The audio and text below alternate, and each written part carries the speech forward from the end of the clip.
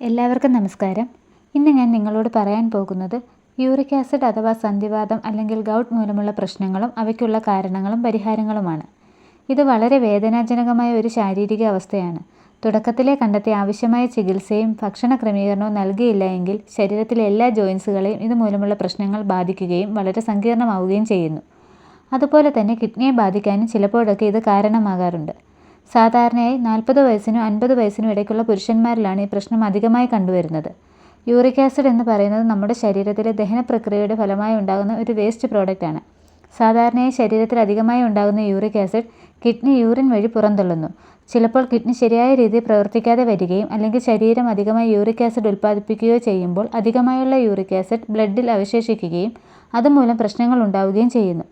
ചിലപ്പോഴൊക്കെ അധികമായ uric acid crystal രൂപത്തിൽ പേശികളിൽ അടിഞ്ഞുകൂടുകയും അത് സന്ധിവേദനയ്ക്കോ അതുപോലെയുള്ള മറ്റു പ്രശ്നങ്ങൾക്കോ കാരണമായി തീരുകയും ചെയ്യുന്നു. പാരമ്പര്യം, അമിതഭാരം, കിഡ്നി രോഗങ്ങൾ, അമിതമായ മദ്യപാനം, ചിലതരം മരുന്നുകളുടെ ഉപയോഗം എന്നിവ ഇവയ്ക്കുള്ള മറ്റു കാരണങ്ങളാണ്. ഇനി ഇതിൻ്റെ ലക്ഷണങ്ങൾ എന്തെല്ലാമാണെന്ന് നോക്കാം. കാലിൻ്റെ തള്ളവിരലിലെ ജോയിൻസിലുള്ള നീരും വേദനയുമാണ് ആദ്യ ലക്ഷണം. സാവധാനം കാൽമുട്ട്, കൈവിരലുകൾ, കൈമുട്ട് തുടങ്ങി എല്ലാ സന്ധികളിലേക്കും ക്രമേണ ഇത് വ്യാപിക്കുന്നു. അതോടൊപ്പം തന്നെ സന്ധികളിൽ ചുവപ്പ് നിറം, നീർക്കെട്ട് എന്നിവയും കാണപ്പെടുന്നു. ബ്ലഡ് ടെസ്റ്റിലൂടെയോ ജോയിൻറ്റ് ഫ്ലൂയിഡ് ടെസ്റ്റിലൂടെയോ യൂറിക് ആസിഡിൻ്റെ അധികമായുള്ള സാന്നിധ്യം തിരിച്ചറിയാവുന്നതാണ്. യൂറിക് ആസിഡിൻ്റെ സാന്നിധ്യം സ്ഥിരീകരിച്ചാൽ യൂറിക് ആസിഡിൻ്റെ അളവ് കുറയ്ക്കുന്നതിനുള്ള മെഡിസിനുകളും അതോടൊപ്പം ചില ഭക്ഷണ നിയന്ത്രണങ്ങളും ആവശ്യമാണ്. ഇതോടൊപ്പം തന്നെ ദിവസവും 10 മുതൽ 12 ഗ്ലാസ് വെള്ളം കുടിക്കേണ്ടതും ആവശ്യമാണ്. ഇതുമൂലം ശരീരത്തിൽ അധികമായി ഉണ്ടാകുന്ന യൂറിക് ആസിഡ് മൂത്രം വഴി പുറത്തു പോകുന്നതിനിടയാക്കും. അതുപോലെ തന്നെ പ്രോട്ടീൻ അധികമായി അടങ്ങിയ ഭക്ഷണങ്ങളായ റെഡ് മീറ്റ്, ചിക്കൻ ഉൽപ്പന്നങ്ങൾ, ചെമ്മീൻ, കല്ലുമ്മക്കായ, ഞണ്ട്, അയല, മത്തി തുടങ്ങിയവ ഒഴിവാക്കുകയോ കുറയ്ക്കുകയോ ചെയ്യുക.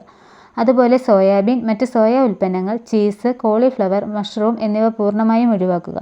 അതേപോലെ മദ്യപാനം പൂർണ്ണമായും ഒഴിവാക്കുക. ധാരാളം ഫൈബർ അല്ലെങ്കിൽ നാരുകൾ അടങ്ങിയ ഭക്ഷണങ്ങൾ കൂടുതലായി കഴിക്കുക. വൈറ്റമിൻ സി ധാരാളം അടങ്ങിയ ഓറഞ്ച്, നാരങ്ങ, പേരയ്ക്ക, നെല്ലിക്ക എന്നിവയും ഭക്ഷണത്തിൽ ഉൾപ്പെടുത്തുന്നത് വളരെ ഉത്തമമാണ്. അതുപോലെ തന്നെ ആപ്പിൾ, പപ്പായ, മത്തങ്ങ തുടങ്ങിയവയും കഴിക്കുന്നത് നല്ലതാണ്. ഈ ഒരു അറിവ് നിങ്ങളുടെ സുഹൃത്തുക്കളിലേക്ക് മാക്സിമം ഷെയർ ചെയ്യുക. പുതിയ വീഡിയോകൾക്കായി ഞങ്ങളുടെ ചാനൽ സബ്സ്ക്രൈബ് ചെയ്യുക.